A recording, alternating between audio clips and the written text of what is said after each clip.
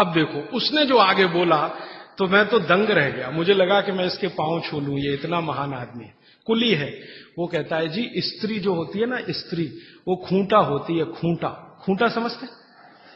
हिंदी का शब्द है खूंटा। खूंटा जिससे हम गाय बांधते हैं, बैल बांधते हैं। वो कहते हैं स्त्री जो होती है खूंटा होती है, और इस खूंटे से पूरा घर बंधा रहता है। ये खूंटा उखड़ गया तो घर उखड़ जाता है।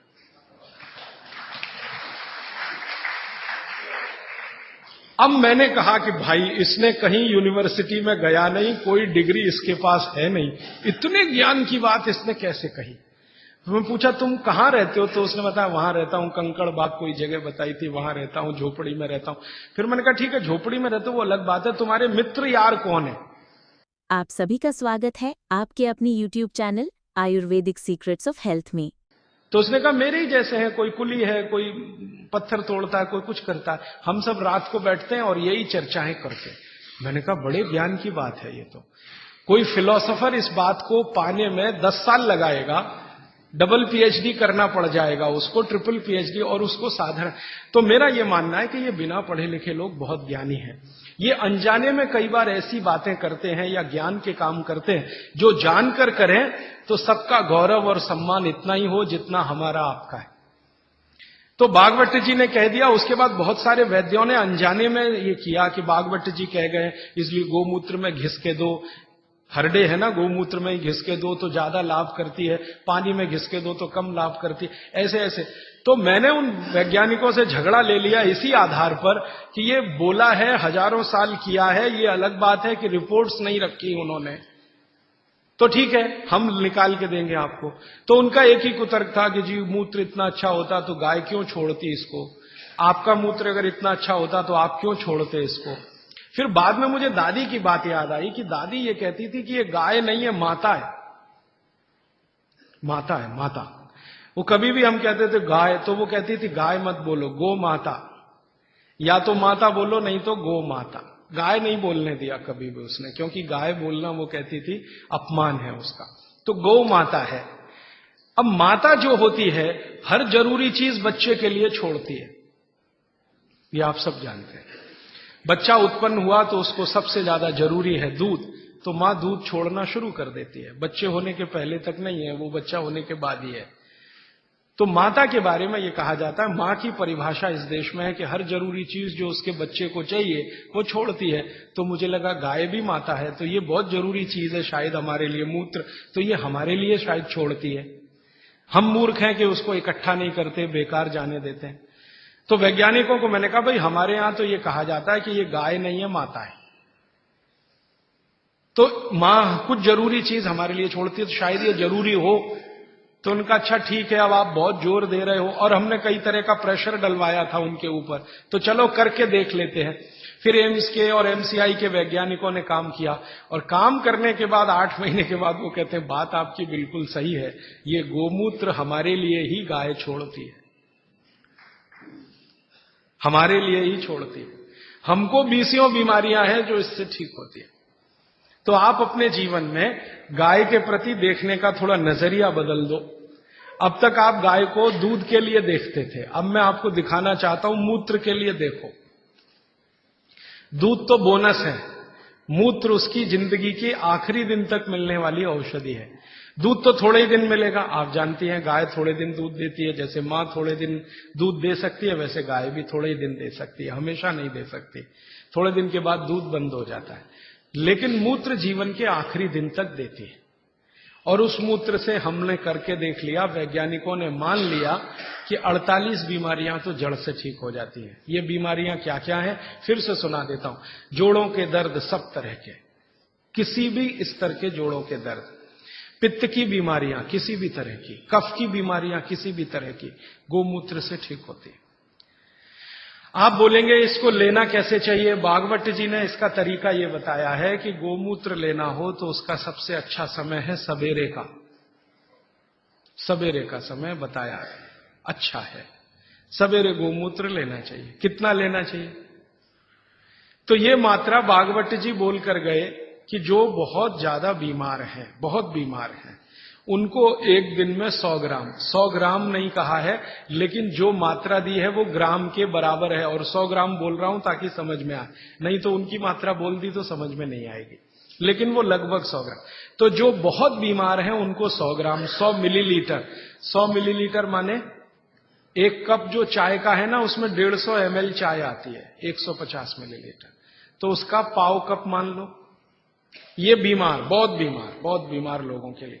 और वो कहते हैं कि इसको आधा आधा करके लो तो और अच्छा है, तो आधा एक बार ले लिया, आधा दूसरी बार ले लिया, और जिस समय लें पेट खाली रहे, तो नाश्ते के पहले। अब पेट खाली 2 समय रहता है दिन में, एक तो सुबह सुबह, और दूसरा जब भोजन के बाद आप 4 घंटे निकल जाए ना तो पेट लगभग खाली हो जाता है, तो शाम को ले सकते हैं बीमार लोगों।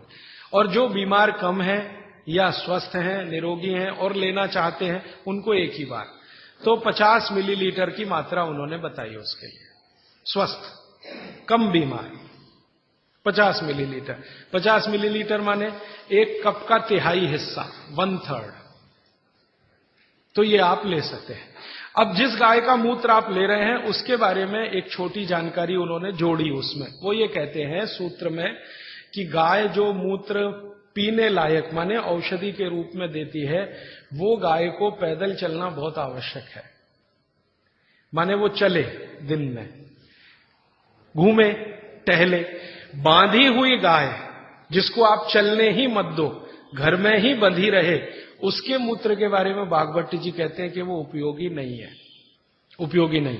अब हमने क्या देखा कि ये जो जर्सी गाय है ना, जर्सी, होलिस्टियन, फ्रीजियन, ये बंधी हुई गाय है। आप इसको छोड़ भी दो तो जाती नहीं है, बद्ध से बैठ जाती है। खड़ा करो फिर बैठ जाएगी, फिर खड़ा करो फिर, खड़ी भी नहीं होती, ज्यादा देर बैठी रहेगी। चलना तो उसके लिए इतना भारी है कि जब वो चलेगी तो ऐसी कराह निकलती है उसके मुंह से। तो ये बंधी हुई गाय है। भागवत जी कहते हैं बंधी हुई गाय का मूत्र अच्छा नहीं है। तो हमने जर्सी का निकाल के देखा, वो सच में अच्छा नहीं। जर्सी गाय के मूत्र में 3 ही घटक हैं और देशी गाय के मूत्र में 18 घटक हैं। जो कुछ मिट्टी में है वो गाय के मूत्र में है। अच्छा, फिर मुझे बचपन की एक बात याद आई। मेरी दादी मां ने कहा कि गाय के शरीर में 33 करोड़ देवता हैं। अब बात सुन ली, बैठ गई मन में।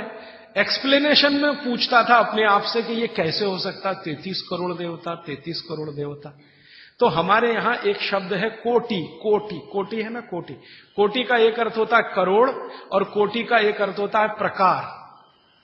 संस्कृत शब्द है कोटि।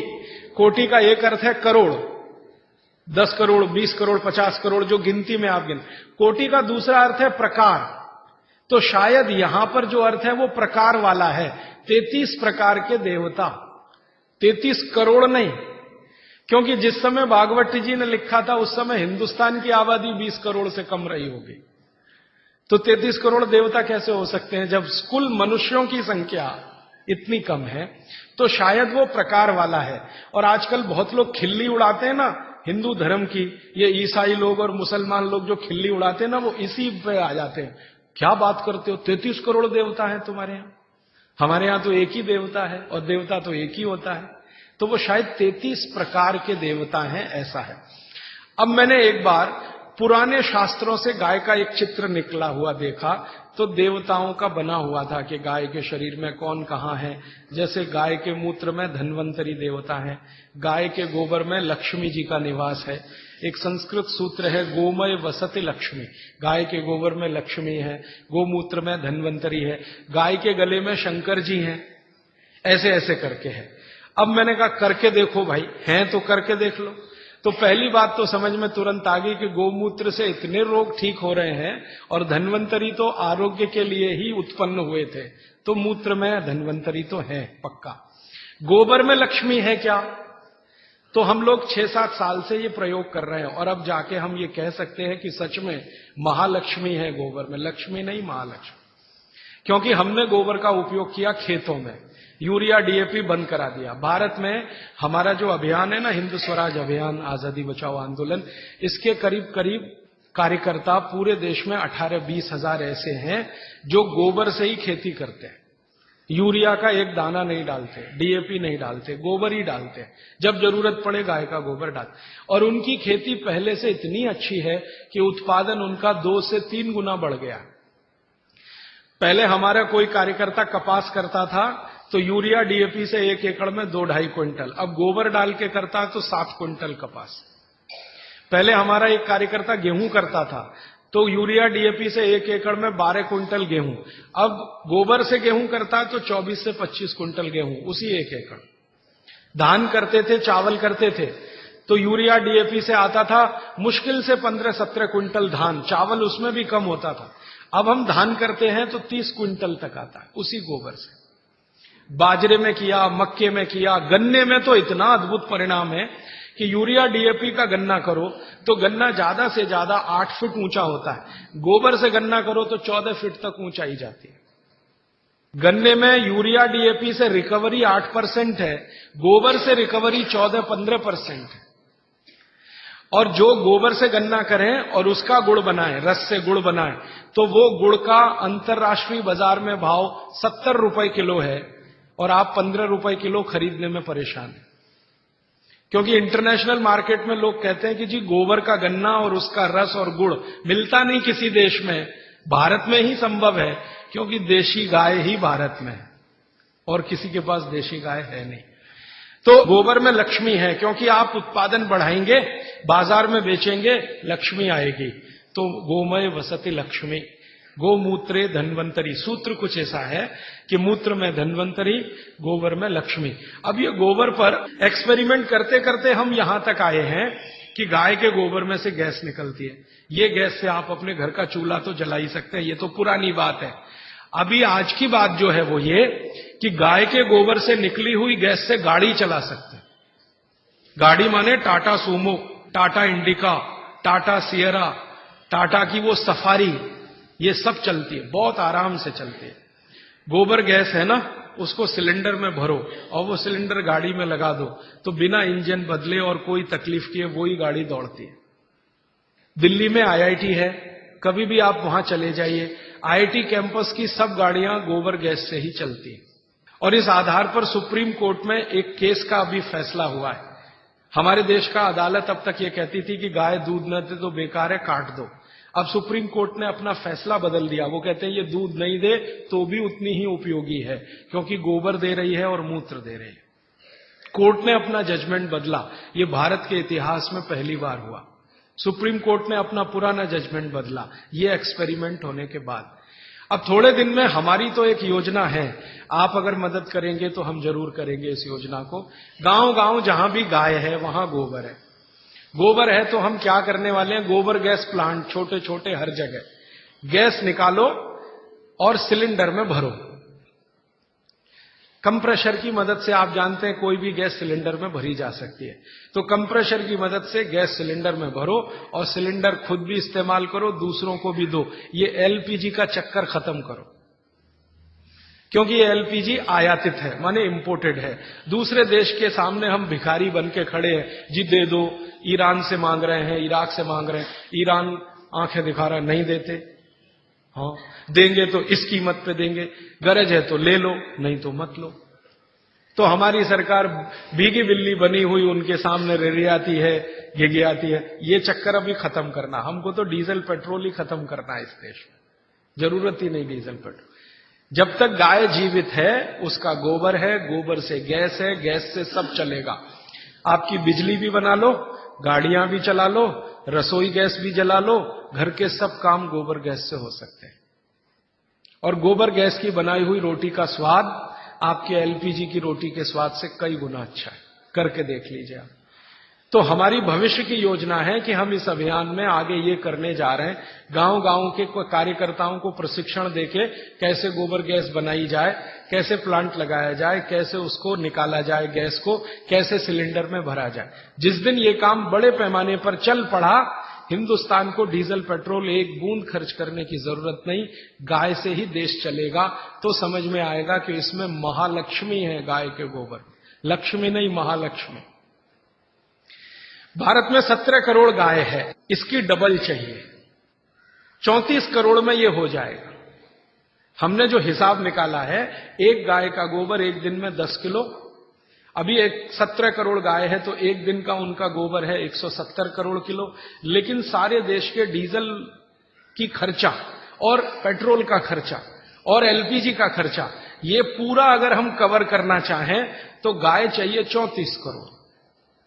हम आधे का तो कर सकते हैं, आज जितनी गाय है 34 करोड़। अब ये 34 करोड़ गाय कहां से आएगी? ये तभी आएगी जब कटना बंद हो। आप अगर इसका संरक्षण करें, गाय का कटना इसका बंद करा दें, तो गाय की संख्या अपने आप 34 करोड़ हो जाएगी। क्योंकि भारत की जो गाय है, देशी गाय, वो 20 साल जीवित रहती है और 20 साल में कम से कम 17 बार मां बन सकती है वो, भारत की गाय। और ये जो जर्सी है ना, इसकी उम्र ही नहीं है, ये ज्यादा से ज्यादा 8 से 9 साल जीवित रहती है और 8 से 9 साल में 5-6 बारी मां बनती है। और भारत की जो देशी गाय है, इसके बारे में भागवत कहते हैं कि इससे जैसी कोई दूसरी चीज भगवान ने नहीं बनाई। भागवत जी कहते हैं कि इसके जैसी दूसरी चीज कोई भगवान ने नहीं बनाई। ये देशी गाय है, मां बनेगी, बछड़ा आएगा, बछड़ी आएगी तो गाय बनेगी, बछड़ा आएगा तो बैल बनेगा। और देशी गाय का बछड़ा ही बैल बनता है, ये जर्सी वाला नहीं बनता। क्योंकि देशी गाय के शरीर पर कंधा है, तो कंधा चाहिए ना बछड़े को बैल बनने के लिए।